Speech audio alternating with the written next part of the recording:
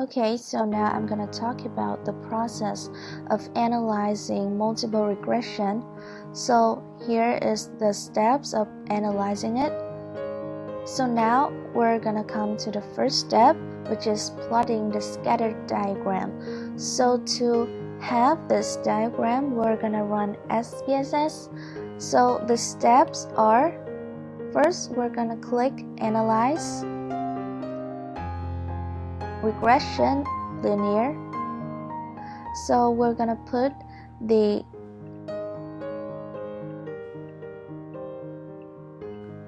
attitude into the dependent box, because attitude here is the dependent variable where we want to test, and put duration importance into the independent box.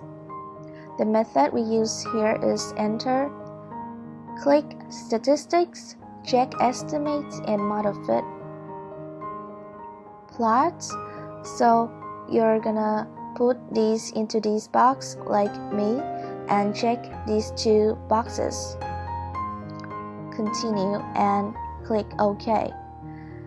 So we have some tables and the results, and here is the scatter plot. Next step, the multiple regression model. It has the general form here and the estimate equation here, which coefficient A represents the intercept. These are the partial regression coefficients, which we're gonna talk about it later. Alright, so now we're gonna estimate the parameters, so we don't have to calculate ourselves because SPSS has calculated for us. So here we have the parameters of the constant, the duration, and the importance. So we will come up with the equation, which is y hat equal 0.337 plus 0.481 x1 plus 0.289 x2, or we can use this equation as well. And now we will talk about the partial regression coefficients. The partial regression coefficient B1 denotes the change in the predicted value y hat per unit change in x1 when the other independent variables x2 to xk are held constant. So basically it's like the bivariate regression, because then we held constant x2 to xk and we just changed the x1. Standardized regression coefficient. The standardized regression coefficients are the variables that have been standardized to a mean of 0 and a variance of 1. So now we will come to the significance test. So because we have two independent variables, we will use F test. Based on SPSS, we can find the F statistic 77. And the null hypothesis we want to test is beta 1 equal beta 2 equals 0. So use the statistical table. We can find the F critical at 5%.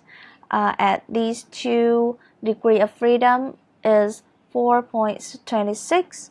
So because 77 is larger than 4.26, so we will reject the null hypothesis, which means there is at least one parameter different than 0, or you can say significant. So in order to test which parameter is significant, we will use the t-test to test these two parameters independently. So look at this table. We can see the significance for duration is 0, which is lower than 5%. So we will reject the null hypothesis of beta 1 equals 0. The same for importance, only 0.8%, also lower than 5%. We will reject the null hypothesis as well. So we can say both the duration of residence and importance attached to weather are important in explaining attitude toward the city. Next, strength of association.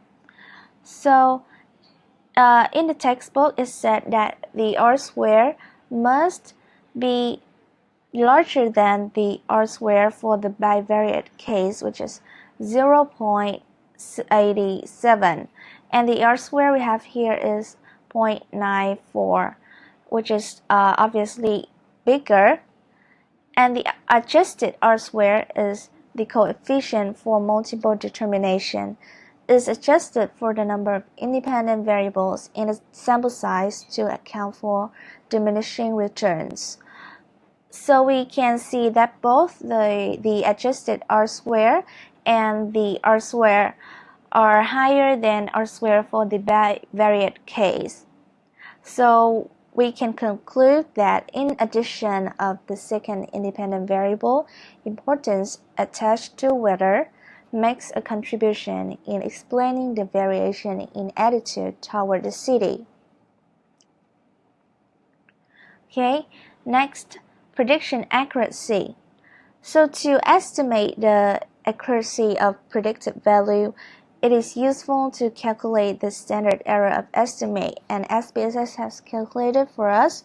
SSE here is 0.86, and we can compare it with the SSE of bivariate case, which is 1.22. So SSE here is lower than the SSE for the bivariate case. So we can say that this model is more accurate than the bivariate regression model.